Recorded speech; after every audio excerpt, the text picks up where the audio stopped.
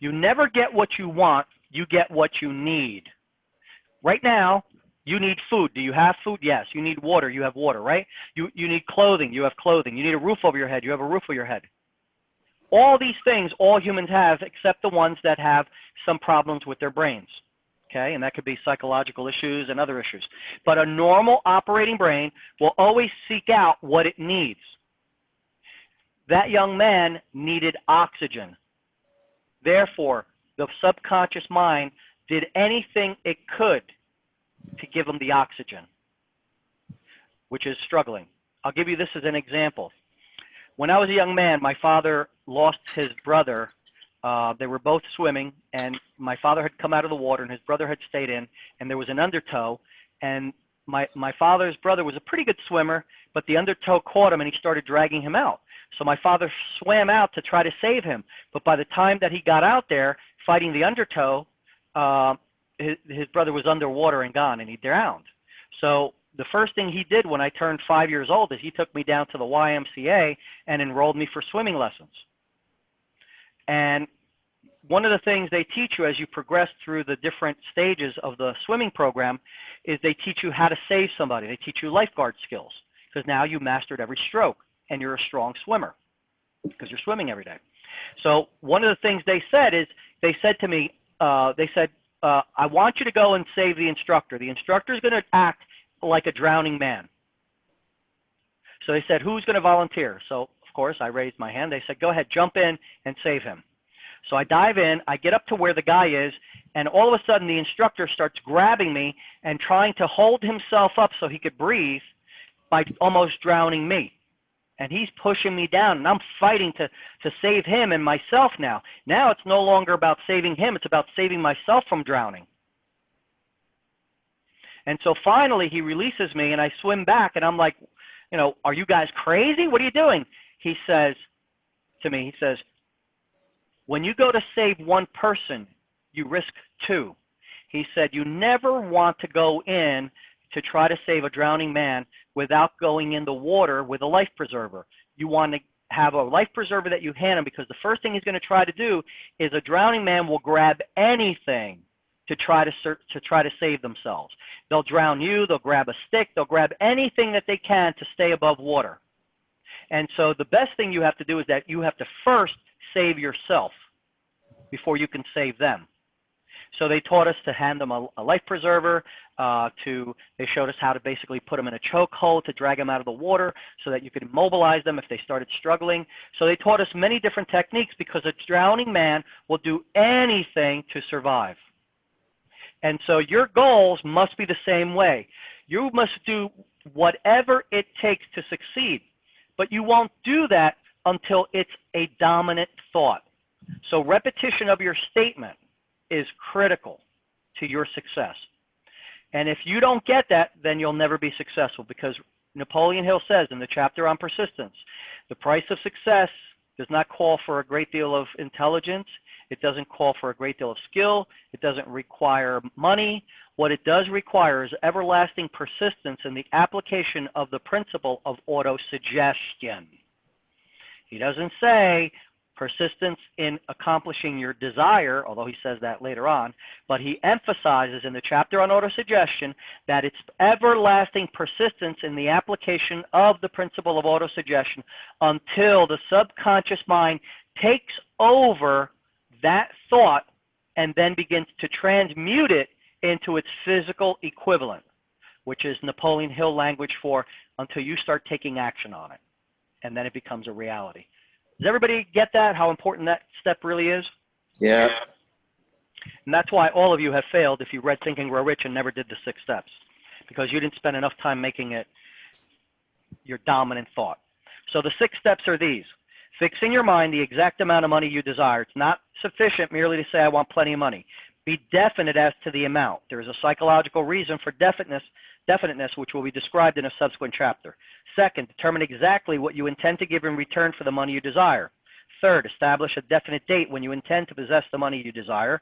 Fourth, create a definite plan for carrying out your desire, and begin at once, whether you are ready or not, to put this plan into action.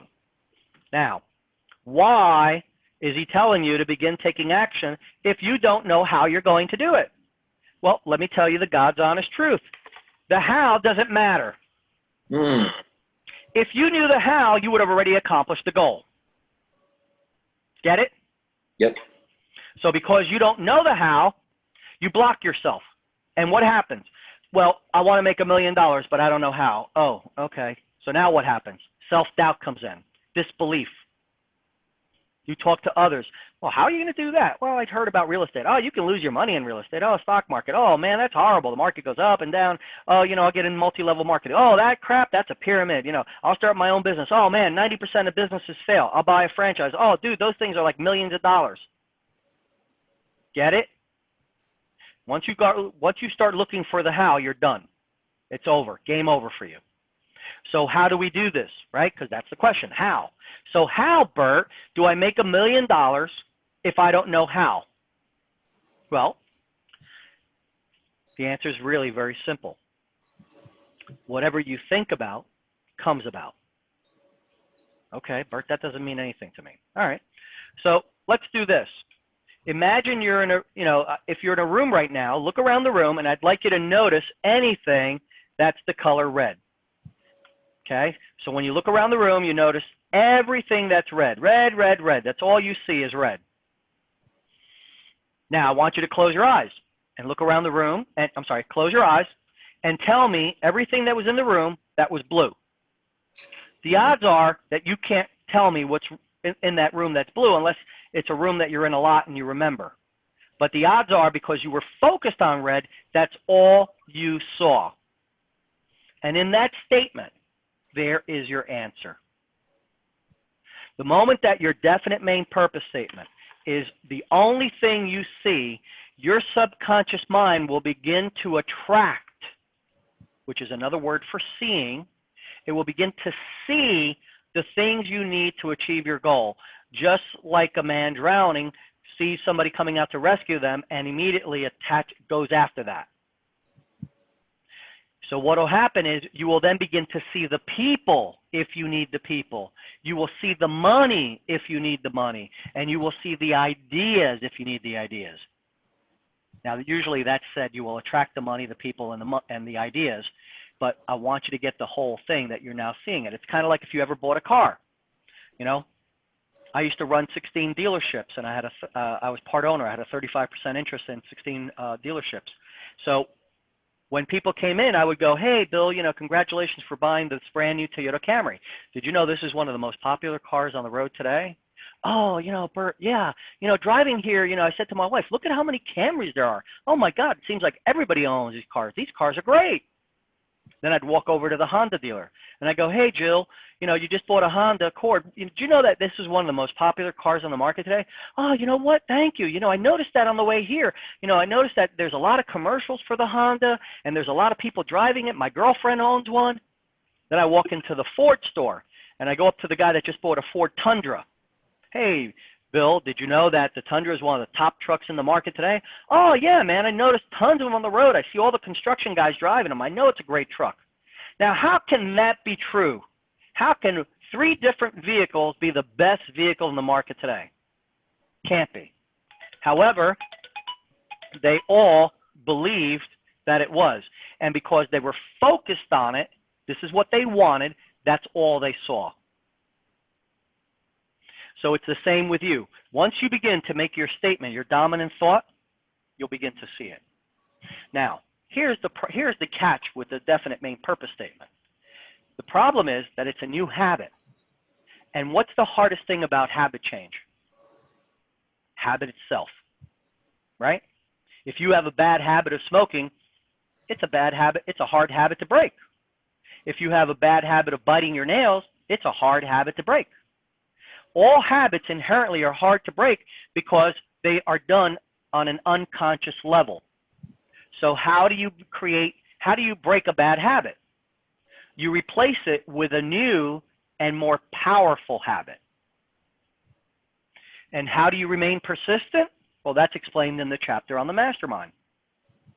The way you maintain your persistence, the way you develop everlasting persistence in the use of autosuggestion is by joining a group of individuals that will help you to become accountable, support and motivate you. And of course, the final element of a mastermind is that they must also give you ideas to help you create a plan. Why? Because it is impossible for you to have all the specialized knowledge you need. So you need to either buy it or rent it. Because if you put two batteries together, right, if you consider a brain a battery, if I have a 9-volt battery and I get another 9-volt battery, I just doubled the output, right? Now I have 18 volts. If I get another 2 batteries, now I have 36 volts. I just doubled the output again. And that's the mastermind. The mastermind is getting the minds of other people who have specialized knowledge. You could have somebody who's a top real estate agent, which is in my mastermind. This young lady last month did $118,000 in commissions. This month she's going to hit over $220,000. She paid off over $60,000 in credit card debt, paid for her daughter's wedding, and paid for half of her son's wedding because of the month she had. In 1 month, she got rid of all the debt that she was complaining about because she focused on one thing, having an income of $100,000 a month.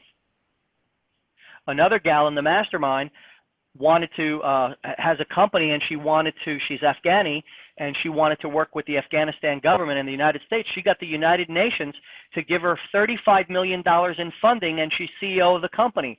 So within 4 months, she had to rewrite her statement because she accomplished everything. Why? She had some skills already. She had confidence, but it's the repetition of instructions over and over again that unleashed it. You see, everybody on this call is like a bomb. You have a fuse. Now, some people will capture this technique, this Napoleon Hill system, and within a month or two, they'll blow up. Other people, it might take them on average 2 years to blow up. Does anybody know why some people will take the Napoleon Hill system and achieve success within a couple of months, and other people it may take 2 years? Does anybody know why? Anybody want to hazard a guess?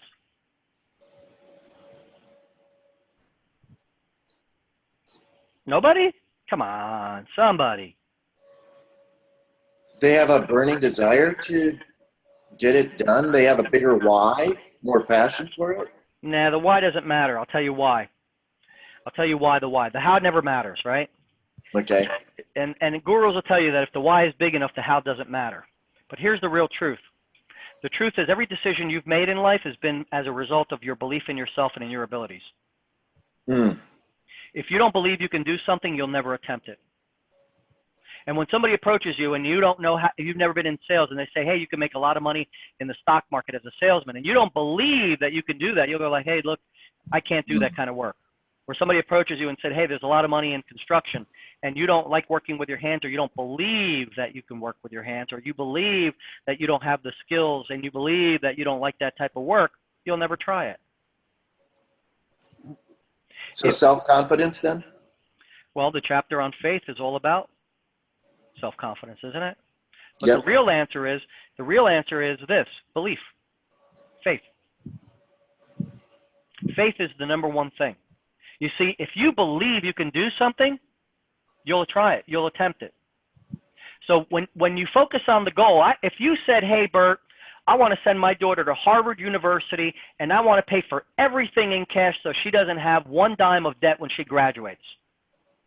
And that's a great goal, and that's a phenomenal goal as a dad and a husband and all that great stuff, right? But if you don't believe that you can make the money, you'll never try to, you'll never succeed. I could put a gun to your head and say, if you don't pay for your daughter to go to college, I'm going to shoot you. And that might motivate you to go out and borrow the money and get yourself in debt. You might hit up your friends and relatives, and you might things that you normally wouldn't do because your self-image would be in the way. You might, beg, plead, borrow, whatever. You might do that, but ultimately, since it's probably somewhere around $500,000 to $750,000 to go to Harvard, you may not. If you don't believe, you might say, "Well, being a stockbroker will make me that money." But if you go there and you don't believe that you're good on the phone or you're not good at talking to people, what happens? You're going to change that goal. And you're going to say to the guy, hey, look, I raised $50,000. There's nothing else I can do. Shoot me. Because you don't believe you can do it. No matter what is at risk. Because you don't believe. Because the moment that you pick up the phone and they tell you that you have to make 1,000 phone calls a day and you start calling people and they're hanging the phone up on you, you know what's going to happen? Even though the fact that you're going to get killed, you're going to be like, hey, fuck it. It's like, have you ever been at a job and maybe it happened to you or it happened to somebody else? The boss says, hey, you show up late, you're going to get fired. And then he doesn't, you know, and you're like, okay, you know, screw this, I'll look for another job. The threat doesn't work. You know, or you show up late and he doesn't fire you, so now you're like, okay, so if I'm 5 minutes late, I don't get fired, so I can't be 15 minutes late. And that's like putting a gun to your head, getting fired. But if you don't believe that you're punctual, if you don't believe that he means it, if you don't believe that there will be consequences, even though he told you there's those consequences, you'll do it. Isn't that why criminals commit crimes? Because they don't believe they're going to get caught. That's all it's about. See, you know who are the smart criminals? Do you know what a smart criminal is? No. A smart criminal is one that believes he's going to get caught. So what does he do? If you believe you're going to get caught, what do you do? Do things to not be caught. You plan an escape strategy. It's inevitable to get caught. So what do? Instead of a criminal goes into crime and starts spending all the money because he thinks he's not going to get caught. Professional football players go and play football and they start buying mansions and cars and giving money to their friends because they think the money will last forever. MC Hammer spent millions on a house and gave money to all his friends, and then when the music train rode out and the music genre changed from hip hop or whatever he was doing to rap, he was lost. And he tried to restart his career by going to rap, but he was identified with that other style of music, so nobody took him seriously. And so he lost all the money because he believed it would never run out. If he had believed that that his type of music was a fad and maybe he might get a 5 or 10 year career out of it, so what did he need to do? He needed to make all the money and not spend any of it foolishly. He would have been ready for that period of time because he would have had a fortune. Because he made freaking millions, man. Football players. How many football players have retired and don't have a dime to their name? You know, I'll give you another example. Anybody remember Ed McMahon from the Johnny Carson show? Yep.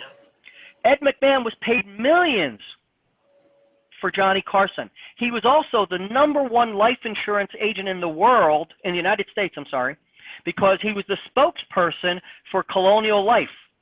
He had all those TV commercials saying, if you're 65 and over and need life insurance but have health problems, in order to do that pitch, he had to become a licensed insurance agent. And so they paid him commission for the policies he sold. So he made millions. Yet when just before he died, he filed bankruptcy. He was broke. He was broke. Why? Because he thought that the money would come in forever. And what you must understand, it's not a negative thought to say everything works in cycles. You know, in the book, The Greatest Salesman in the World, which was written by Og Mandino, he says, the way you deal with things going bad in your life is to say, this too shall pass. But you don't just say this too shall pass when you're experiencing a tough time. You say this too shall pass when you're experiencing good times. So if you're making $500,000 a year and you're riding the gravy train and everything's working out great, you say this too shall pass. And when you're not making the $500,000, you're making barely $25,000, $30,000 a year or whatever constitutes a poor income these days, you have to say this too shall pass. Because you can't get into that mentality of spending all your money. You can be in an abundance mentality. But abundance also means keeping it. Abundance doesn't mean spending it. Keeping your wealth is important. So this step of not focusing on the plan is very critical, because what will happen is as you begin to focus on your goal, your brain gets it that this is what you want, and all of a sudden you'll start to see the opportunities that weren't there before. people will come up to you because now you're a positive thinker. You're focused on what you want, not on what you don't want. And people will say, hey, you know, I heard, you know, somebody, Mark and Tammy Smith were at a meeting and they shared with people their goal that they wanted to buy an RV, a recreational vehicle, sell their, leave their apartment, move into the RV, and then travel the United States, you know, marketing their network marketing business. But they didn't have the money, but they shared their goal with a group. And at the end of the group that they were talking to, a young man came up to him and said, hey, you know, my boss has an RV and he's looking to sell it. And Mark's like, you know, I thanked the guy and he gave me, you know, a phone number. And I sat there saying, dude, you know, in my mind, he said, I talked to Tammy, my wife, and I said, Tammy, you know, this guy gave me a card for an RV, but we don't have the money. You know, we're never going to be able to get this. You know, we don't have the how, right? So Tammy says, well, you know what? Let's go talk to the guy. So they went and talked to the guy. And the guy talked to them and he said, look, you know, we want your RV, but we just can't afford it. We don't have the money. He says, we can make payments on it, but we can't get the financing. We have crappy credit. We have income, but we don't have a down payment. So the guy said, okay, here's what I'll do. I want to meet both your parents, because they were young, they were in their 20s. I want to meet both your parents, and if you can bring your parents here, I'll let you buy the RV from me, and you make payments to me.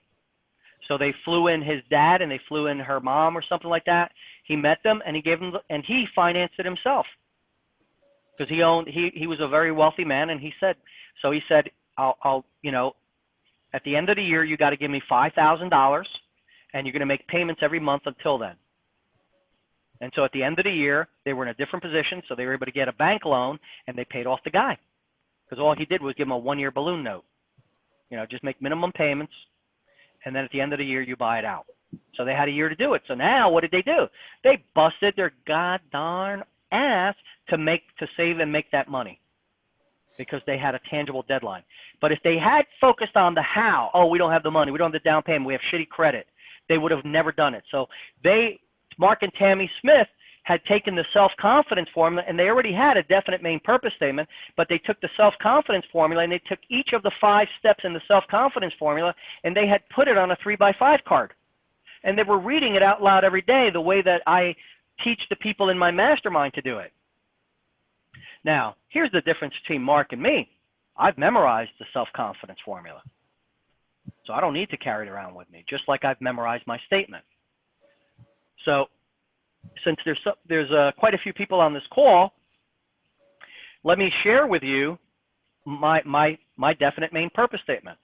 And one of the things I'll share with you about having a definite main purpose statement is that the definite main purpose statement that's in the Napoleon Hill book in the chapter on desire is based on what he knew in 1937. Napoleon Hill wrote Think and Grow Rich in the early part of the 1930s when he was a presidential advisor to FDR. He wrote that draft as he worked for FDR. And then once he left the White House, he didn't stay with FDR for the second term because he felt that FDR was too socialistic for his taste. That's when he found the transcript and he sent it to his publisher. And the original title for Think and Grow Rich was the 13 Steps to Riches. That was the original title, 13 Steps to Riches. And the publisher said, that's a horrible title. It sounds too much like the laws of success. So he said, come up with a better title. And he says, no, that's a good title. I can't think of anything else. So his publisher said, well, if you don't think of one, I have one. He says, what is it? He said, use your noodle to get the boodle. And Napoleon Hill said, you'll ruin me. Now remember, when Napoleon Hill wrote in 1925, Law of Success, that book sold in millions. Millions of copies of that book were published. But Napoleon Hill lost all his money like everybody else in 1929 with the bank crash. So he was reestablishing himself. He had done some speaking engagements. He had worked with companies training their sales staff. And consequently, when the guy said, use your noodle to get the boodle, He said, no, I have a reputation. I'm a published author. I have speaking engagements. I make my money from speaking. You'll ruin me. So he said, well, you have until tomorrow morning to come up with a better title. So he went to bed that night and he asked his subconscious mind and infinite intelligence to come up with a title. And in the morning he woke up and he said, I got it. Think and grow rich. Well, use your noodle is use your brain, right? Think. And get the boodle is in that era meant get the money. So think and grow rich. It's really use your noodle to get the boodle anyway. He just came up with a better title. So he published that book, and his attorney convinced him. He had just married a young lady, and his attorney convinced him to put the copyright to that book and 2 other books that he was working on. One of them was called Outwitting the Devil, in his wife's name. And Napoleon Hill took the attorney's advice and did that. So he gave the copyright to Think and Grow Rich to his wife. And when it published, it sold 1 million copies right away. And he bought a house in Florida. He bought a castle in Florida, and him and his wife moved in. And 6 months, and he bought a Rolls Royce, and he was back on top. Millions. And 6 months later, his wife ran away with the attorney, and he never saw another dime from the book. And he never saw a dime from Outwitting the Devil because she held the copyright to that book as well. But before she passed away, she gave the copyright, she donated the copyright to the Napoleon Hill Foundation. And so they published Outwitting the Devil, which is a great book to read, by the way. There's an audio of it on YouTube if you have the time to sit there and listen. So anyway, I just wanted to give you that as a background because I wanted you to understand how powerful this book is. And so when you write down these 6 steps, when you create your definite main purpose statement, that's not enough. It's the repetition of instructions that's going to make the difference. So 5th, write out a clear, concise statement of the amount of money you intend to acquire. Name the time limit for its acquisition. State what you intend to give in return for the money, and describe clearly the plan through which you intend to accumulate it. 6th, read your written statement aloud twice daily, once before retiring at night and once after you're rising in the morning. As you read, see and feel and believe yourself already in possession of the money. Number 6 is powerful. So, how do you see and feel yourself already in possession of the money? Well, that's why Napoleon Hill says you must memorize your definite main purpose statement.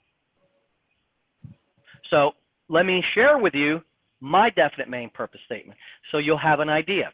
And by the way, of course, it's memorized because if you repeat it often enough, you memorize it. So my statement sounds like this, and this is the statement that has been developed over many years, over 32 years, by my mentor, Alan Nagel, who was personally tutored by Joseph Green, who was one of 3 people that was a student and mentored by Napoleon Hill. And so Mr. Allen learned everything about Think and Grow Rich from the feet of Joseph Green. And when he met Joseph Green was already 89 years old and living in Hawaii. And what Alan did is for 2.5 years, he learned everything he could. He would drive Mr. Green around just to peel back the onion, so to speak, and learn all he could about these principles. And before Alan turned 35, he got an idea to market yo-yos, and he made over $39 million marketing yo-yos. A stupid little yo-yo became the idea that made him a millionaire. Today, Alan is making $1.5 million per month. He owns over $100 million in real estate in Hawaii. He provides 300,000 meals per day to feed hungry children throughout the world through the Nourish the Children Foundation. And his lifetime definite chief aim is to end world hunger.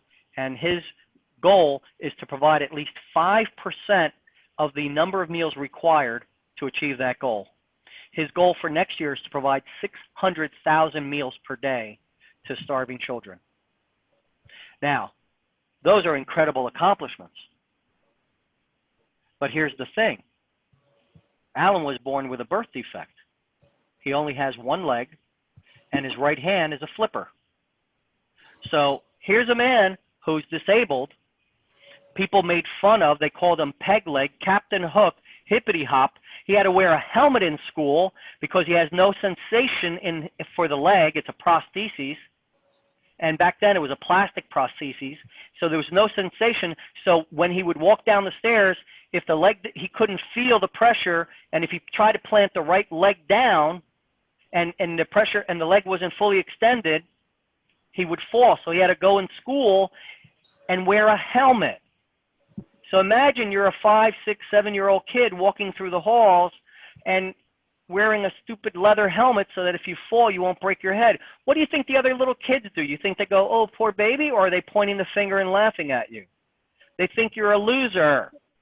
And so he had problems with his worthiness and deservedness. So what did I say earlier? Why do some people take off right away? And why do some have a longer fuse? Because some people have more confidence. If in life you were the high school quarterback, you were the sigma cum laude in your school. If you have success in your background, if you've achieved anything in life, that success gives you confidence. And so once you understand that you need to have a focus and you begin working on your confidence by reading out loud daily the self-confidence formula, it begins to impact you and you take off. You have less negatives. You believe in yourself more. The people that it takes longer have more negatives. You have to picture your mind like a giant bucket. And in this bucket, there's water. And in the water is cloudy, it's black. The black water constitutes your negative thoughts. Where do we get those negative thoughts? Well, the first 5 years, you're just a little tape recorder. So you know how some animals are already born knowing how to bite and how to fight and how to scratch and stuff like that? Like a lion is born. When the lion is born, it knows immediately how to defend itself. A zebra, when it's born, knows immediately how to run. So does an antelope. So these animals already have that core programming.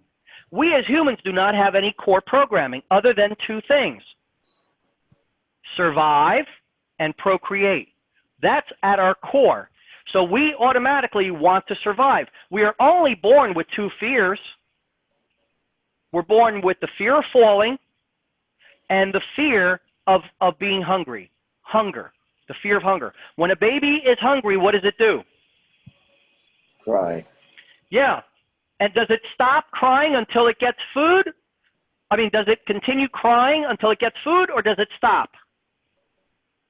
Continues. Yeah, and it gets louder and louder and louder, and he starts throwing a fit and getting red and screaming. I'm sure none of you have ever tried this, to see how far a baby will go when it's hungry, but you can bet your bottom. And what do women do? Women can hear that sound. And a woman hears a baby crying, they have an instinctual response to go help the baby. So that's our program. But for the first 5 years of our lives, we are basically being programmed by our parents. Now, everybody that's right now on this call can probably remember something from when they were between the ages of 0 and 5. You have a memory there. And what you'll find is that the reason you have that memory is because there is a strong emotion attached to that memory. You see, what we embed in our subconscious mind right away, what we embed in our subconscious mind right away is a emotion linked to a thought or an act. So that's why Napoleon Hill says, plain unemotional words have no impact on the subconscious mind. If you repeat over and over again the Emile Coué affirmation of every day in every way I'm getting better and better, it will have no impact on you unless you engage your emotions. There's 7 positive emotions. The 3 most powerful emotions that you can utilize are sex, love, and faith. If you engage those 3 emotions, it will not immediately, but it will embed faster than using any other emotions. And that's why in the chapter on faith, he tells you that reading your statement out loud using autosuggestion will not have any appreciable results until you learn how to use faith to drive this statement. But how do you develop faith? the way that Napoleon Hill talks about it. Does anybody know?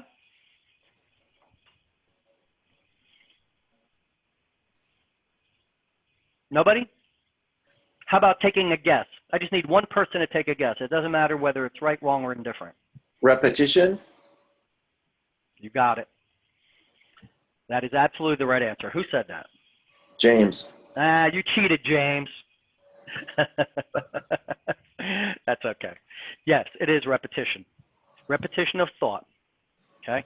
That's why autosuggestion is the most powerful. Every principle, if you read the chapter on autosuggestion, which I suggest that all of you read it out loud, or at least listen to a cassette on it once a day for 30 days, it will really impact your life and you'll really understand this science better. Repetition of thought is the only thing that will create belief. That's why if you have anybody here that's in sales, the reason that you want to have a prepared telephone script or a prepared sales presentation is because every time that you repeat that prepared sales pitch or that prepared script, you begin to believe it more. And so once you believe your script, once you believe your sales presentation, the customer picks up on that and they believe it because it's coming across as a belief. So let me share with you my statement. And I want you to think, as I say it, I want you to focus on my level of certainty and belief. Does everybody get that? You're looking for two things in my statement, certainty and belief, and that you'll hear in my voice. So my statement sounds like this. It is my birthday, February 20th, 2017, and I, Bert, Superman Herna, am so happy and grateful now that I am receiving over $100,000 in monthly residual income from my global enterprise businesses. I easily and effortlessly accomplish all my tasks, which includes creating an imperative important list daily, 20 contacts per day, 10 presentations per day, and 15 new clients per week, thus ensuring my success. I experience joy each day knowing that what I'm doing is being of service to others and to myself. I am a young, vibrant, handsome, attractive, and super sexy man of action. I am a lean, fit, muscular, 170-pound man that works out at least 3 times per week without fail. I am disciplined, organized, scheduled, responsible, laser-focused, and single-minded leader who completes all my tasks. I am a worthy, deserving, gorgeous, and beautiful man that is open to receive all that has been given to me and more. I am a great listener, flexible, understanding, and patient in dealing with others. As a result of my concentrated effort and steadfast determination, I am now experiencing unparalleled love, joy, happiness, fun, romance, time and financial freedom, abundance, peace of mind, and excellent health. I enjoy the believable pleasure of driving my new lunar metallic blue with a burrowwood trim Mercedes-Benz SL 550 convertible down the sun-drenched, palm tree-laden roads of Clearwater, Florida. I have saved over $100,000 in liquid cash this year, and everything has been resolved in my favor, for I am truly blessed. I am now envisioning daily, planning and organizing for my plan to move to the Clearwater area, Florida by August 29, 2016. To own a luxury $1.5 million condominium with 3 bedrooms, 2 baths, and a spectacular oceanfront view of Clearwater Beach, Florida. I enjoy cruising the waterways and islands of the Caribbean in my new white with a black stripe Sea Ray 260 Sundancer, and I live a life of fun, adventure, and travel. By my birthday, February 20th, 2020, I am so happy and grateful now that my net worth is over $20 million. I thank you, God, for it is done. It is done. Mm-hmm. So, is that what your goal sounds like? Don't even answer the question. We already know the answer. Did you pick up a little bit of certainty and belief in that? Did you pick up conviction? Did you pick up state management and control of my state? Do you think that after saying that exactly like that out loud, that it just changed the way I think and the way I show up? Mm-hmm. Now, I do that 5 times a day, sometimes 20 times a day. And it's followed by the self-confidence formula. Because, my friends, I'm going to share with you the secrets, and I'm giving you a lot, but I'm hoping that I can convince you to join my mastermind, because it's going to take you about a year to change your lives. And you need to be okay with that. Alan told me that it took him 2 years to unleash his subconscious mind. And I said, Alan, 2 years? Why so long? And he said, Bert, how long did it take you to get your black belt in karate? I said, 2 years. He said, what about judo? How long does it take to get a black belt in judo? I said, 5 years. He said, you're a purple belt in Brazilian Jiu-Jitsu. How long does it take to get a black belt in Brazilian Jiu-Jitsu? I said, between 9 to 15 years. He said, so following my system for 2 years so that you can have everything you want in life. The cars, the money, the relationships, the health, the fitness, whatever it is you want in life. 2 years of your life of doing only one thing, saying your statement out loud, followed by the self-confidence for him that is too much. He says, you went to college. How long did you go there? 4 years. He said, so 2 years is nothing, isn't it? He says 2 years will pass regardless of whether you do your statement or not. The difference is if you do your statement in 2 years, you'll have whatever you want in life. See, ladies and gentlemen, and I hope there's some ladies here because this is applicable to you.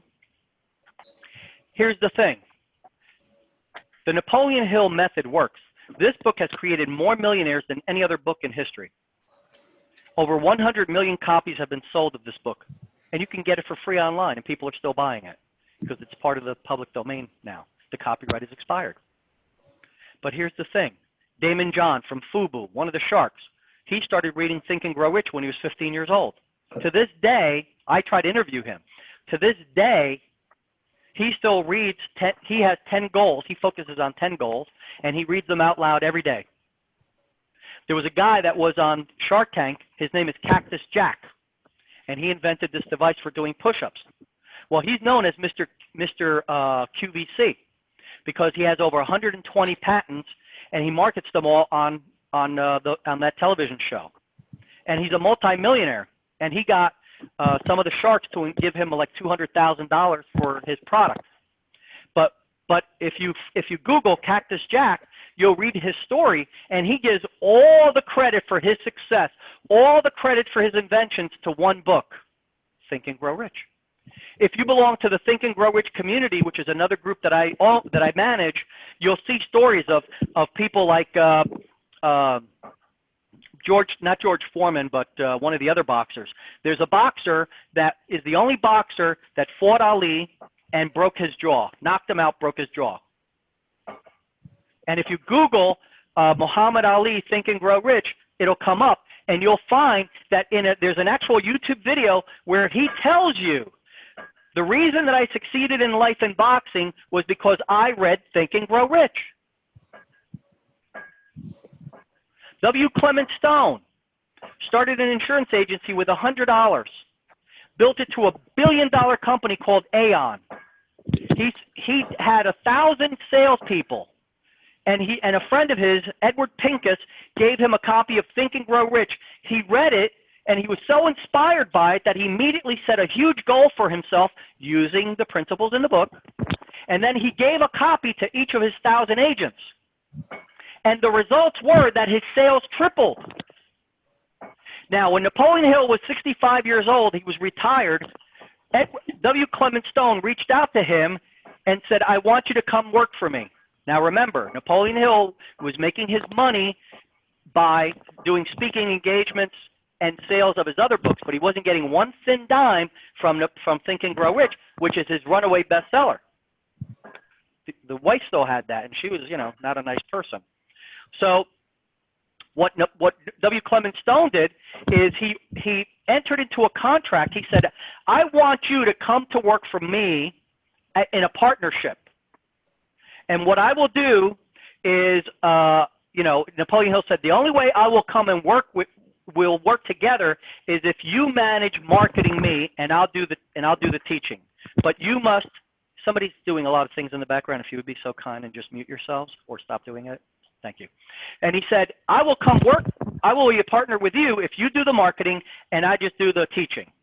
And so that was their arrangement. And W. Clement Stone had to go to the board of directors and convince them that he could pay Napoleon Hill $1.5 million a year for 10 years, a $15 million contract. And so the board said, are you crazy? We can't pay, for what?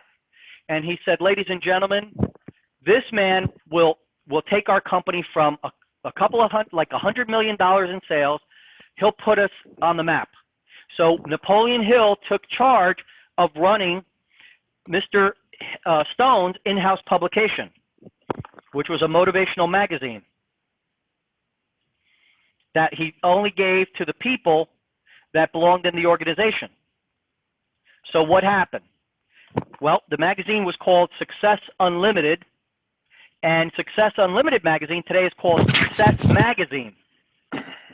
And Success Magazine is now owned by Darren Hardy, who is also another Think and Grow Rich alumni. That's where he made his money. I'm sorry, it's the statement and using these principles that allowed him to make his money. And so Napoleon Hill went to work for Stone, and they started touring. And Mr. Hill found, as he was doing these public speaking with W. Clement Stone, because W. Clement Stone was successful in his own right, they wrote a book together, Success Through a Positive Mental Attitude, by Napoleon Hill and W. Clement Stone. Well, 10 years later, now Napoleon Hill is in his 70s, and he's done with this. So he goes back to retirement to enjoy the rest of his life. And so W. Clement Stone goes before the board of directors and said, 10 years ago, you gave me a hard time about hiring Mr. Hill and paying him $15 million. And by the way, Mr. Hill made more money than that because they rewrote the course. They actually created a course called the philosophy, I forget. There's a course out which took the Think and Grow Rich principles and made it into a course. I personally didn't like it. You really don't need the course, I found, but they created it. But Mr. Hill on stage, he had people walking up to him and saying, Mr. Hill, I did what you told me to do, and I didn't achieve success. Now, by this time, Mr. Hill had interviewed over 25,000 people, because one of the edicts that Andrew Carnegie told him is, I want you to interview the 500 wealthiest people in the world, but I also want you to interview the people that aren't wealthy, that aren't successful, because I want you to be able to see what principles they used to fail, and I want you to see the principles that the others used to succeed. And so Mr. Hill went back to his notes, because he's a writer. Writers keep notes. He went back through his files. He dug up all the notes, and he looked to see why certain people succeeded. And he looked over all, because he would give them a questionnaire to fill out. You know, why do you think you succeeded in life? What was your greatest success? What was your greatest failure? What did you learn from it? What do you believe are the principles of success? Those were some of the questions. You know, I had the privilege of seeing a photocopy of one of these that Alan has in his possession back in 2008. And I was like sitting there going, wow, man, that was, you know, he was no joke. I mean, everybody sees Think and Grow Rich as a self-help book. Think and Grow Rich is a documentary. It's not a self-help book. It's an author who went and interviewed 500 of the wealthiest people. And you know what all these people were? None of them, you know, you say, oh, Mark Zuckerberg, Bill Gates, you know, these are great guys. Yeah, they all went to Harvard. Listen, if your family can afford to put you in Harvard and you can get into Harvard, you're not that bad off in this world, right? I'm talking about people like Andrew Carnegie, whose father died when he was 3 years old, and he had to go to work to help support the family. I'm talking about people like Henry Ford, who never even graduated from school. People like Thomas Edison that didn't graduate from school and was told that he was an idiot. These people were absolutely at the bottom. They had nothing going for them. And because of the principles that they utilized that are in this book, they not only succeeded, they exceeded all expectations.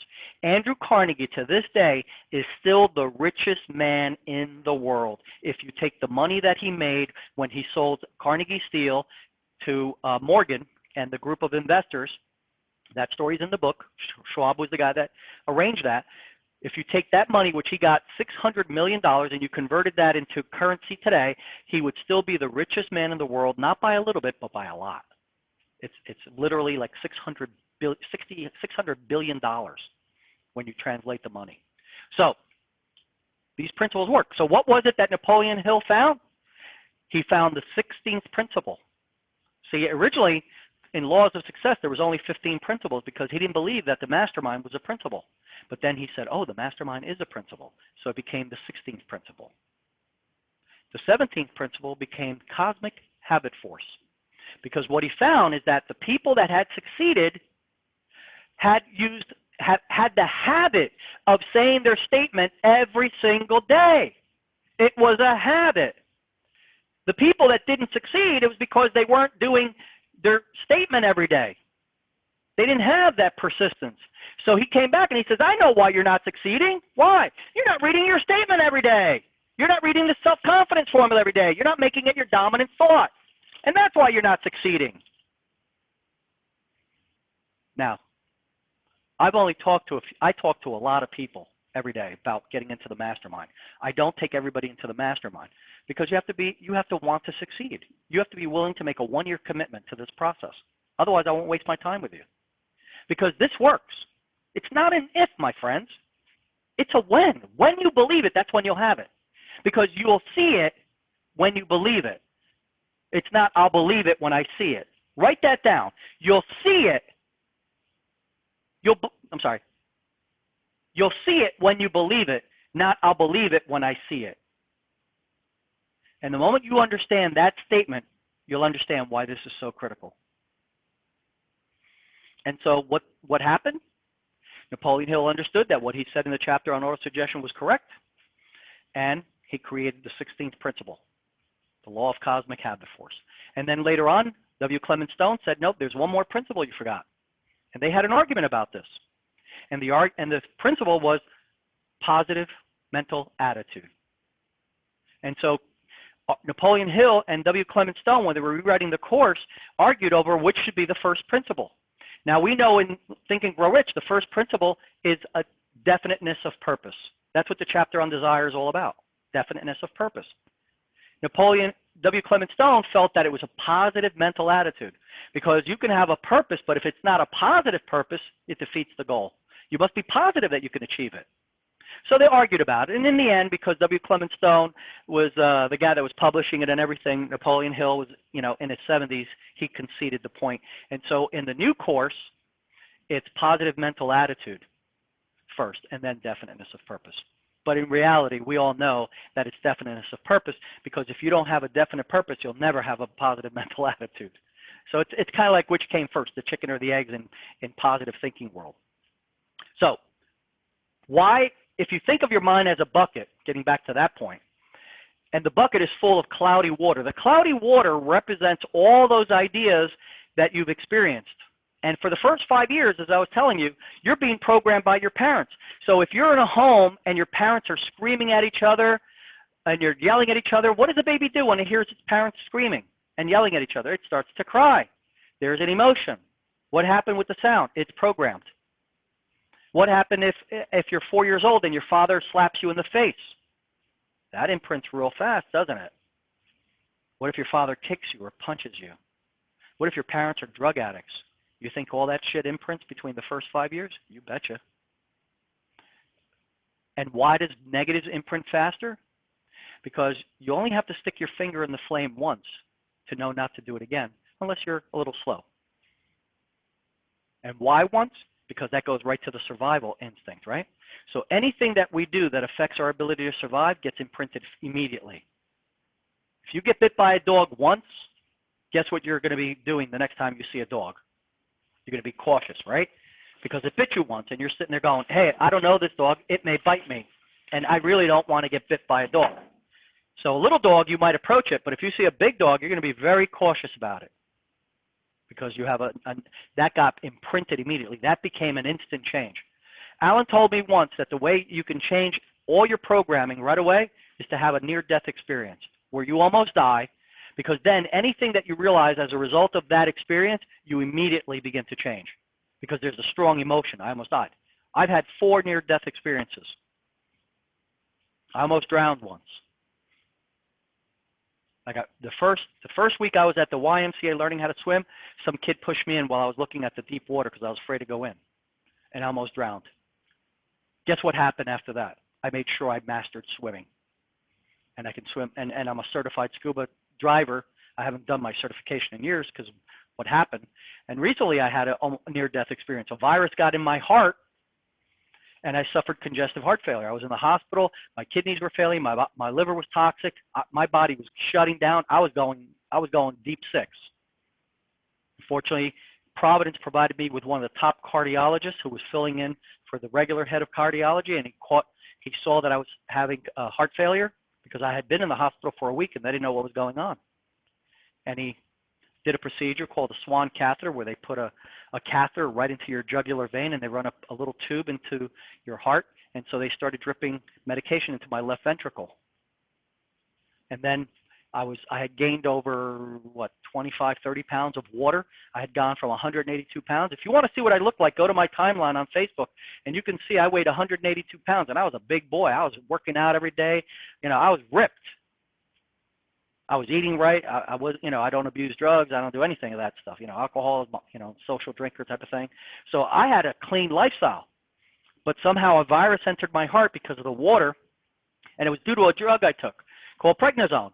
I had an upper respiratory infection. The doctor said, take prednisone. Boom. I reacted to that by holding water, and the water entered my heart and caused me to go into congestive heart failure. Well, when I came out of the hospital, my heart was only pumping out 10% of the blood that was in it. So you want to talk about having no goddamn energy? Yeah, that's how it works. I couldn't believe it. My brain said go. My body said no. I spent most of my days sitting in front of TV. Reality television became my friend in the hospital. It became my friend after the hospital because I couldn't do much. I won't go into all the details about it, but fortunately, I was depressed. I was crying. Hey, listen, I'm not afraid to tell you that I was crying. My life was over. I couldn't drink a beer. I couldn't run. I couldn't work out. I couldn't scuba dive. I couldn't go mountain climbing. I was taking all these drugs every 4 hours. I had a friggin' alarm. I had like 20 alarms to remind me of which drugs to take. Dude, it wasn't a happy. And I'm a young guy. I'm in my 40s then. And I'm thinking, man, this is hard. It's over. I'm thinking, maybe I should step in front of a bus. Maybe I should go buy a gun. I'm looking at stupid options because I'm freaking saying my life is over. And so what happened? I started reading Think and Grow Rich again.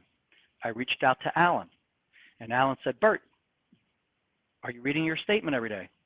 I said, man, my statement's all about making money and stuff like that. He's like, no, let's create a new statement.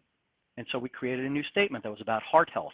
And I did, Napoleon Hill says that you must visualize yourself, in the self-confidence form. It says, I devote 30 minutes daily to, second, I know that the dominating thoughts of my mind will reproduce themselves in outward physical action and transform themselves into physical reality. Therefore, I devote 30 minutes daily to I devote 30 minutes daily to developing in my, sorry about that. I have it memorized, it's not coming to me. But you devote 30 minutes daily to demanding of yourself to develop a self-confidence. And you want to see a clear mental picture. So we focused on doing visualization exercises of healing myself, of a white light healing my heart. And I kept affirming, I am in excellent health. I am heart healthy. I have plenty of energy for any task I want to undertake. And I said that over and over again. And I used the emotion that I had to power it. And ladies and gentlemen, I'm not saying that there's such a thing as miracles, but December of 2014, I walked into the cardiologist's office after he had done an echocardiogram, and he said, Bert, we don't know how, we don't know why, but your heart is now normal. I just walked out of the office. I didn't know why. I didn't care why. I was ecstatic because I had written off every single goal that I could accomplish. I had written it off. So what happened? I got happy again. Why? Because I got my life back. And so my commitment then was to teach people what I had learned from Alan, what I had learned from my early mentor, Lou Segro, what I'd learned from reading this book hundreds and hundreds of times. I haven't read this book once. I've read it hundreds and hundreds of times. If you've noticed, I can quote sometimes chapters because I've read them so often. I wasn't reading this book to just read it. I was reading this book to master it. Because if 500 people gave the secrets of success, I should at least be willing. If Napoleon Hill spent 22 years researching this book, I should be willing to at least spend that much time in mastering it. So what happens? We have all those negatives as we're growing up. So we have all these negatives from our parents, right, that were being programmed in. Then what happens? We go to school and we get negatives from our friends, our teachers. And then what happens? We go and try something. You go and try out for soccer or you try out for baseball and you suck at it. And what happens? That becomes part of your belief system, and you believe, oh shit, I can't play baseball. Or you try, going and you do poorly in math class, and what happens? You do poorly in math class, and what happens? You say, oh, I suck at math, right? Or you go and you try out for the track team, and you really run like shit. And so you say, I suck at track. And all these things begin to condition you as to what you believe you can do. Does that make sense? Everybody's muted, so I shouldn't ask the question. So, what happens then? Well, going back to the bucket, the water, the dirty water represents all your negative and limiting beliefs. And we're conditioned by 5 things: fear, doubt, worry, indecision, and negative thinking. Those are called the demotivators. Write them down: fear, doubt, worry, indecision, and negative thinking. And so what happens is you begin to make mistakes in life. You tried out for soccer, you failed at it.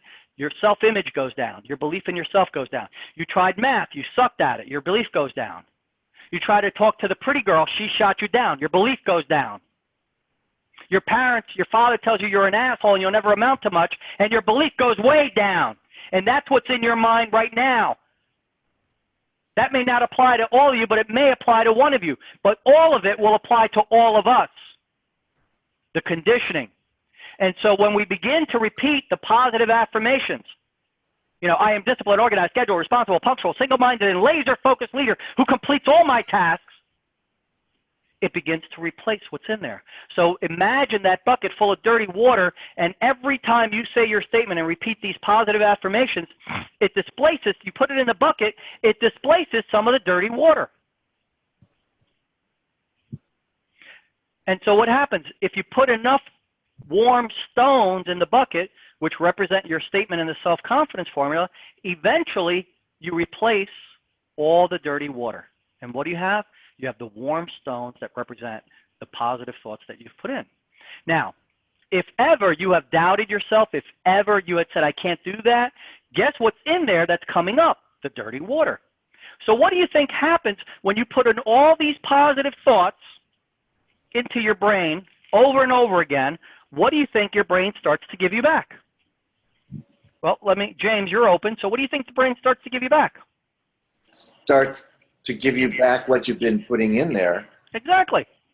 So now what starts coming up is all the positive affirmations. Because here's the key, my friends, and you need to know this. Because this is the most powerful thing you'll ever understand about the human mind.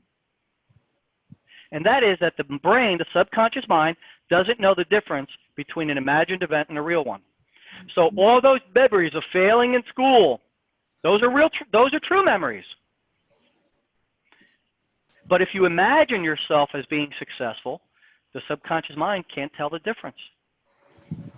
You could have been a failure in football, but if you start affirming that you were successful at football, you might need to do it a lot, but eventually you'll begin better. Because really, why did you fail at football or baseball? You just didn't spend enough time practicing. Most of the people that are successful didn't have great skills. They said work will always, I'd rather take a strong work ethic than talent. Talent will not out. Why? Because people that are talented are like the pretty girl who never has to talk to a guy because they all approach her. Right? So what happens when she gets in her 50s? All of a sudden, the guys ain't coming around as much as when she was 22 or 23 years old. So now she feels rejected because her self-image is lowered. So here's the thing. You want to replace what's in your mind by using your statement day in, day out. What are the 7 principles for success? Well, you heard 6 of them. Those are the 6 principles of success. And the 7th principle is everlasting persistence in the use of autosuggestion to accomplish what you want in life. And that's where it begins. See, I can take you through the goal setting process, which is what I did yesterday. But what I realized after I got done with that call is that I didn't sell you on the first part, which is you got to sell yourself. So you got to have a statement. that you begin affirming, and you have to do the self-confidence formula every day. First, I know that I have the ability to achieve the object of my definite purpose in life. Therefore, I demand of myself persistent, continuous action towards its attainment, and I here now promise to render such action. Second, I know that the dominating thought of my mind will reproduce itself in outward physical action and transform itself into physical reality. Therefore, I concentrate my thoughts for 30 minutes daily upon the task of thinking of the person I intend to become, thereby creating in my mind a clear mental picture of that person. Third, I know through the principle of autosuggestion that any thought or desire that I persistently hold in my mind will seek expression through some practical means of attaining the object back of it. Therefore,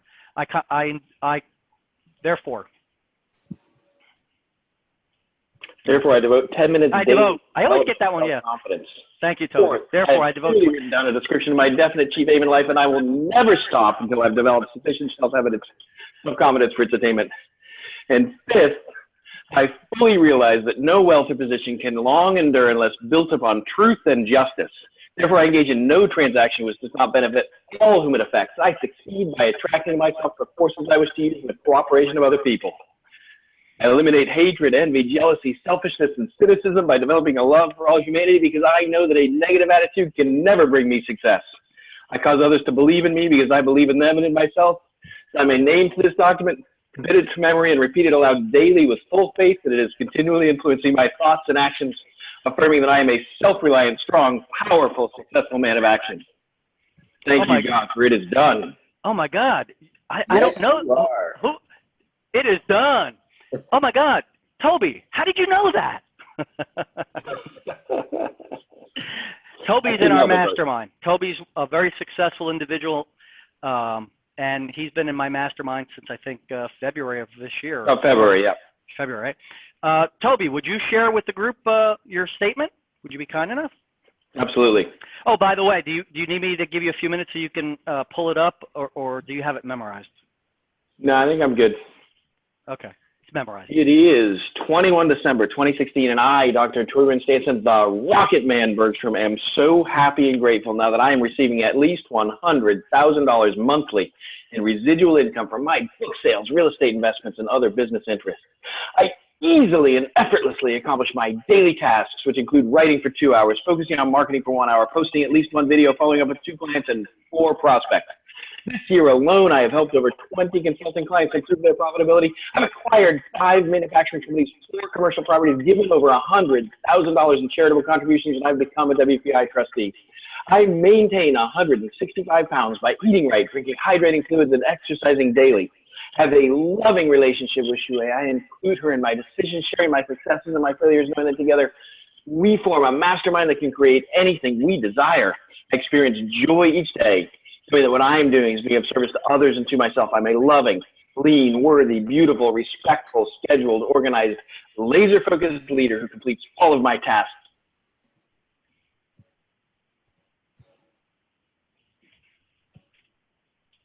You went mute. Oh. Yeah, it ended. Did you lose your mic?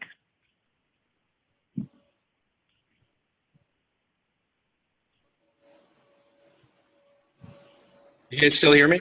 Yeah, I can hear you now. Oh, my Bluetooth went up or something. Okay. You were saying you were a laser-focused leader who completes all your tasks. Okay. So as a result of my genuine effort to understand the universe, I'm experiencing an unparalleled freedom of time, money, love, personal growth, and contribution. I travel by private jet, and I enjoy bringing family and friends to locations around the world. And I'm pumped when I drive my jet black, V12, bi-turbo S65 Mercedes. I'm now envisioning daily, planning and organizing for my plan to establish a net worth of over $100 million. Living with my family in the Valley House Estate on the island of Hawaii, purchasing a Gulfstream G550 by my birthday, December 21st, 2019, and giving over $30 million to support manufacturing education. Thank you, God, for it is done. It is done. Awesome. Hey, Toby, I know this is not the mastermind group, but I know you've had some incredible success as a result of the self-confidence formula and the statement with that real estate thing. Would you share it with the group, how you manifested that, the story on the real estate property?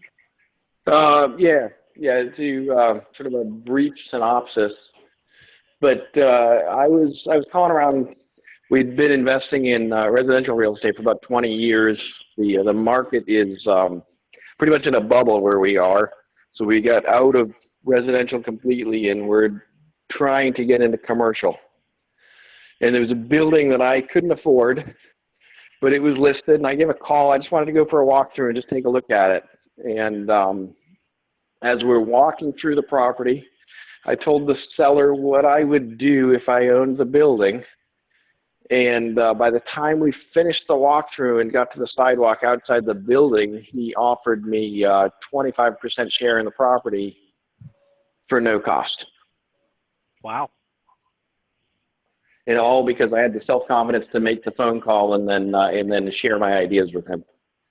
That'll turn out to be we get the option to buy him out over time out of revenue. So it's about a $6 million deal with no cash. Wow. Awesome. Outstanding. Outstanding. Yeah, I mean, do you think that the statement and the self-confidence formula had any part of that? No, absolutely. There's no doubt in my mind that well, if I hadn't been doing the self-confidence formula, if I hadn't been reading the Augmentino scrolls, I never would have made the phone call in the first place, and then I wouldn't have followed through. I wouldn't have had the confidence to just say, hey, this is what you should do with the building. Right. And how many times a day do you say your statement? At least 15. And the self-confidence formula also? Yeah, I do them back to back. So I'll do the statement and the self-confidence formula as a pair. And you're doing scroll 9? I do scroll 9 every day, and then I'm working my way through the other scrolls. I'm on scroll 3 right now. How often do you do scroll 9? Twice in the morning and once in the evening. What has been your experience as a result of scroll 9? I jump out of bed in the morning and say, I will act now every day. When I first read scroll 9, I was picking up paper everywhere, man. It was like, stop. I'm like saying to my brain, stop it. I need to focus on making phone calls, not on picking up paper and crap like that. Well, the action you needed to do was hire a cleaner. Yeah, but it was actually, I was a sales manager. I was the only guy showing up at the office at 7 a.m. And the guys would love to throw the garbage. They play basketball, and so I'm walking by their garbage can and there's paper there, and it's driving me crazy. So every morning I would clean the office, and that would stop the I will act now from interfering. And then by the time everybody showed up, I already had my daily imperative important list created. I already had my plan for the day. I knew who I was working with. Boom, action. It was the self-confidence formula, and I will act now. That when other managers would come back to the office because their appointments canceled, that I would go and literally knock on the doors of previous customers or leads instead of picking up the phone and calling them. I'd just go there. I'd say, hey, screw that. I'm acting now. And because I was out there beating the bushes, I got results. I would just say, if anybody's looking for any advice, when in doubt, take action. Yep. I will act now, and you'll figure out the rest of it. Believe me. You must believe in yourself. A leader believes in himself or herself, and they're willing to take action, even though they don't know all the hows, because they know that they'll figure out a way because they believe in themselves. That's the key attribute when it comes to taking good action. Some actions you have to contemplate, but not those kind of actions, especially actions that will take you to the next level. Here's what I say to you guys on this call. I will show you how in 90 days you can pay off the cost of the mastermind group for the entire year.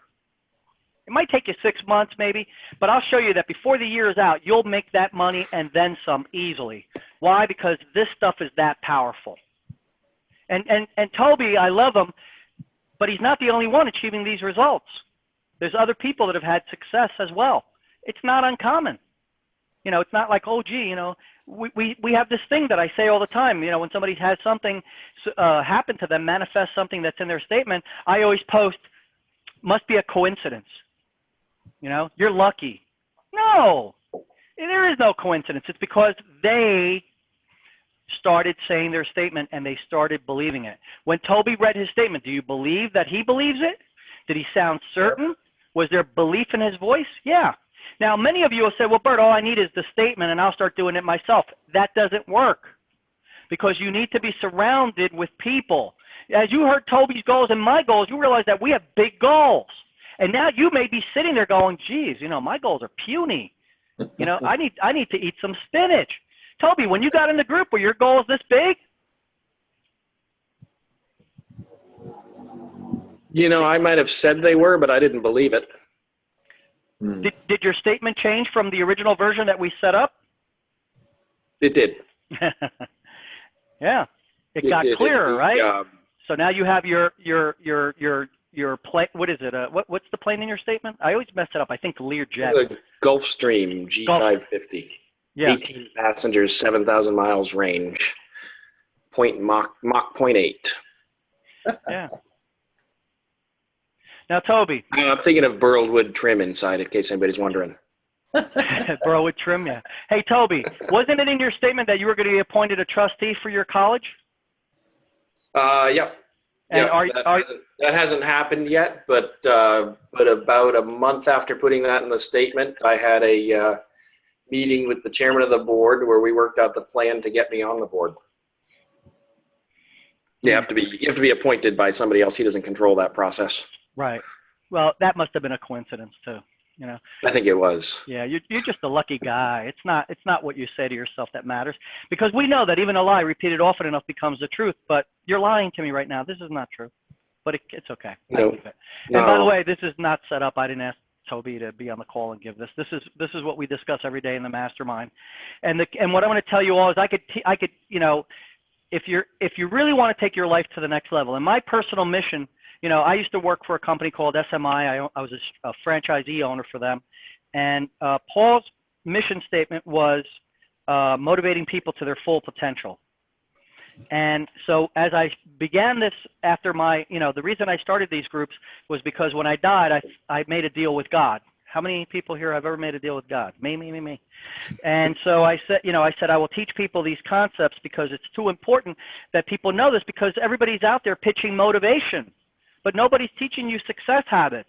And this is what we're developing by doing the statement every day out loud in this self-confidence form. We're developing success habits, and it becomes a way of thinking. And it becomes you, so you no longer go back to the old way. Motivation gets you charged up for a week, a month, maybe even 3 months. But then after that, your habits kick in, and you're back to the way you were. You need to be in a mastermind because it's going to give you accountability, support, motivation, and it's going to blow your brain up into what you think is really possible. And I'm going to tell you right now, you'll never want to leave a mastermind. This kind of mastermind, a Napoleon Hill Think and Grow Rich mastermind, the way that I have it set up. Why? Because our statement is complete. It encompasses 4 areas: financial and career, home, family and relationships, health and fitness, contribution, growth, and spirituality. We're not just focusing on making money, although money is health, wealth consciousness in a capitalistic society is a must. But we don't want to get so focused on money that we forget about our health, we forget about our loved ones, or we forget about society in general. So as a result of joining this mastermind, not only will you achieve your goals, but you will be a better person because you'll be balanced. Your relationships will be better. Your fitness will be better. So the answer is that as you continue the process of the autosuggestion, it begins to change you. But here's the thing, and I've realized this now more than once, and that is that autosuggestion is truly like lifting weights. If you go to the gym and you lift weights, you're building a muscle. And you can even have big muscles. But guess what happens once you stop lifting those weights? The muscles atrophy. And that's the same thing that happens with the autosuggestion. Alan has been reading his statement out loud for 32 years now. My mentor, Derek, and my personal friend, has been doing his statement for 7 years now. Last year, him and his wife, their income over the last 6 years has been over $10 million because of the statement. Jeffrey Lee, who was personally mentored by Alan, his income with his company is in excess of $25 million in under 8 years. Patty Acosta, within 2.5 years, generated $5 million in income. Now, you must have the right vehicle. You may say, well, Bert, I work for a corporation. Well, guess what? If you put in your statement what the amount of money you're going to make, your subconscious mind will show you what you need to do. Even if you're working for a corporation, you'll start all of a sudden looking for opportunities to increase your income. If your relationship is crappy, you'll start looking for ways to making that relationship better. Everything begins to change, not just one thing, everything. So what I'm saying to you is, yeah, I could give you guys a copy of the statement, and yeah, you'll start reading it. But you know what? I've had people in these groups, and they've read their statement for 3 months, and because they weren't part of a mastermind, they folded. They stopped reading it. You don't know how many coaches I talk to every day that call people that call me up that are in the coaching business, and they want to know about my mastermind because they're trying to figure out my model. And I ask them the question, what are your goals? Well, I'd like to have more clients and make $100,000 this year. I'd like to. And I go, really?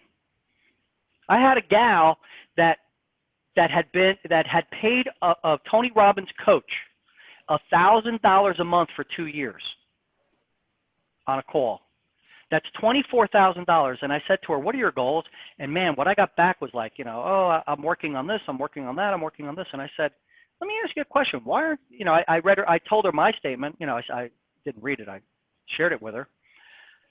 And I said, do you see the difference? She goes, yeah, you're crystal clear and you have sincerity and belief in your voice. And I said, yeah, of course. And I said, why doesn't your goal sound like that? And she goes, well, I'm working on it. And I said, you just spent $24,000 for coaching. And you mean to say that your coach hasn't helped you to get crystal clear on what you want in life? Then how can they coach you if you don't know where you want to go? Ladies and gentlemen, if you don't know where you're going, you're going to get there. Nowhere. My job as a coach is to get you crystal clear on what you want and then keep you motivated to stay in the friggin' game of autosuggestion and then to show you ideas to increase your knowledge so that you start seeing the people, the money, and the ideas if you need them. But if my job as a coach, if the first thing I don't do is get you absolutely laser focused in on what you want in those 4 areas of life, then I am useless. And that's how I treat those people. Nicely, but in my mind, I see those coaches as useless because they haven't been able to get you crystal clear. Toby is crystal clear. I'm crystal clear. And there's another 50 people like us, possibly more, that are on these mastermind calls. And every single person knows what they want in life. Do you?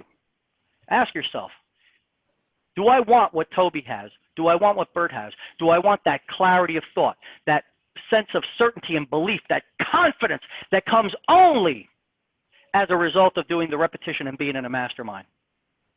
Because you're not going to get it any other way. You'll try it on your own and you'll fail. Napoleon Hill said that the most powerful principle was the mastermind principle. Andrew Carnegie said that there was 2 secrets to his success. 1, he had a definite purpose in life, and 2 was the creation of his mastermind. If you're not part of, see, here's the thing that I realized long ago. If you're not part of my mastermind, then by default, you're part of the world's mastermind. The mastermind that's focused on the negatives, the mastermind that's focused on the lack, the negative attitudes, this can't be done, it wasn't meant to be, life sucks, this sucks, politics sucks, America sucks. That's your mastermind, not mine. Mine is full of possibilities. Mine is full of what I want, not what I don't want. And that's what a mastermind does for you. And if you think I'm a little bit passionate about this, yeah, you got that right. Awesome. Because I believe that what we have, you need. It's not a want. You need this. If you want to learn more about my mastermind, go to the group or message me here on this video, and I'll set up some time to talk with you. The worst that happens is you get a little bit more of an understanding. But I'm going to tell you right now, there is a cost to get in, and there's a reason why. I did it for free. Wasted my time with people. You know what happened? 2-3 months later, they quit because there was no investment. If you want something in life, you'll figure out how to get the money. You can sell shit on eBay. You can borrow it from your friends or relatives. You can get a job driving Uber. You can deliver pizzas. I mean, man, there's so many ways to make money. You got to get over yourself. And you have to say to yourself, I want this. And I'll do whatever it takes. That's what persistence means. Paul J. Meyer told me once that he wanted to succeed on the telephone so badly that he was willing to crawl over broken glass I mean, walking over glass is hard enough. Imagine crawling. Yeah. You're cutting yourself from head to toe. When Napoleon Hill talks about burning your bridges, what is he really talking about? It doesn't mean that you go and burn the bridge literally. It doesn't mean that you give yourself no other way out. That's not the intent. What he's telling you is that you want it so much that you're willing to do whatever it takes. That general wanted to succeed so much that he was willing to burn the bridge, the boats. Sorry, use the old expression. It wasn't about burning the boats. It was about that he was willing to do that. To let his men know that either we win or we win and go back home in their boats, or we perish here. We are willing to do whatever it takes. So I say to you, if you want to succeed in life, it's time. And I'm going to say this in a way, and I hope women don't get offended, but it's time for you to reach down and grab those two things you got between your legs and hoist them up and say, I'm going to do it. I don't care how. I'll figure out a way. And you know what? You will, because it's happened every time. Toby didn't know how he was going to get that property, but he went there. He called the guy, and guess what happened? Now he's got an investment that's probably going to be giving him about $20 million or whatever the amount was.